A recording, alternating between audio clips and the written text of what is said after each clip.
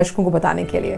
निश्चित तौर पर। और आइए अब आगे बढ़ते हैं और कुछ महत्वपूर्ण खबरों से आपको रूबरू कराते हैं। इंसानी जीवन में योग का महत्व जो है उसको महत्ता को व्यापक रूप से रेखांकित करने के उद्देश्य से राजधानी नई दिल्ली में योग महोत्सव का शुभारंभ हुआ। कार्यक्रम में बतौर मुख्य अतिथि भाग लेने आए केंद्रीय आयुष मंत्री सर्बानंद सोनोवाल ने कहा कि आगामी 100 दिन तक दुनिया भर में 100 शहरों में 100 संगठनों द्वारा अंतर्राष्ट्रीय योग महोत्सव के क्रम में जन जागरूकता अभियान चलाया जाएगा।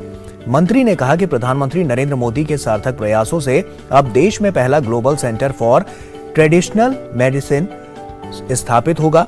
और पेश है ओपी यादव की ये खास रिपोर्ट।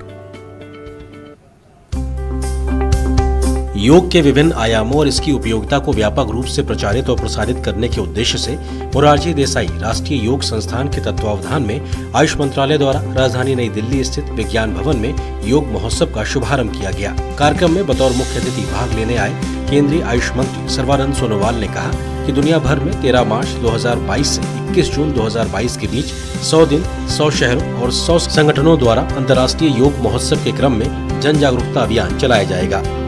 हम लोग 21 जून आज़ादी का अमृत महोत्सव इस अवसर पर उसको सफल बनाने के लिए हम लोगों ने तय की है, लक्ष्य तय की है। इसलिए इस सारे कार्यक्रम में देश की जनता जुड़ जाए, इसी हम लोगों का अपेक्षा है। कार्यक्रम में मौजूद केंद्रीय श्रम एवं रोजगार व पर्यावरण एवं जलवायु परिवर्तन मंत्री भूपेंद्र यादव ने कहा कि योग हमारी सांस्कृतिक विरासत है। इससे जुड़ी चिकित्सा पद्धति से संबद्ध जैव विविधता को सहेजने के लिए हम बायोडायवर्सिटी एक्ट में संशोधन कर रहे हैं।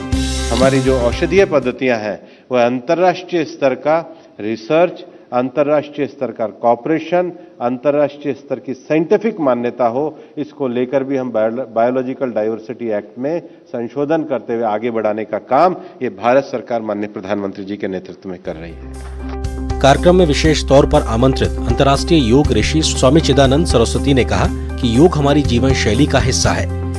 ये जो 100 दिन है, 100 इंस्टीट्यूशन, 100 लोकेशन, मुझे लगता है कि ये बहुत बड़ा काम है। इसे हमें आगे बढ़ाना चाहिए, हर व्यक्ति को आगे आना चाहिए, ये बहुत जरूरी है। End of the day what matters, your happiness matters, your peace matters. समारोह में भाग लेने आए सिक्किम के मुख्यमंत्री प्रेम सिंह तमांग ने कहा कि योग को बढ़ावा देने के लिए प्रदेश सरकार ने इसे शैक्षणिक पाठ्यक्रम में शामिल किया है। Yoga is part of the school curriculum today in Sikkim, where more than 500 teachers trained by Patanjali Yogpith impart the knowledge and wisdom and aesthetic practice of yoga in all the government schools.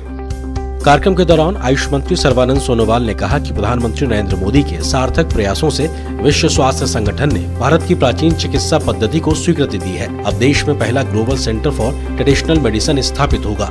योग के विभिन्न आयाम और उसकी उपयोगिता के बारे में व्यापक स्तर पर प्रचार प्रसार करने के लिए 13 मार्च से आगामी 21 जून यानी 100 दिवस तक देश के 100 शहरों में 100 संगठनों द्वारा न केवल प्रचार प्रसार किया जाएगा बल्कि भारत की आयुष पद्धति है, योग पद्धति है, उसको देश और दुनिया में फैलाने का काम होगा। निश्चित तौर पर इस तरह के कार्यक्रम न केवल योग के जरिए निरोग रहने का दुनिया को सीख देंगे बल्कि स्वस्थ और सेहतमंद रहने के लिए किस तरह आदमी काम कर सकता है इसके गुर भी सिखाएंगे। मेरे सहयोगी कैमरामैन एक्के के साथ OP Yadav, DD news, Delhi.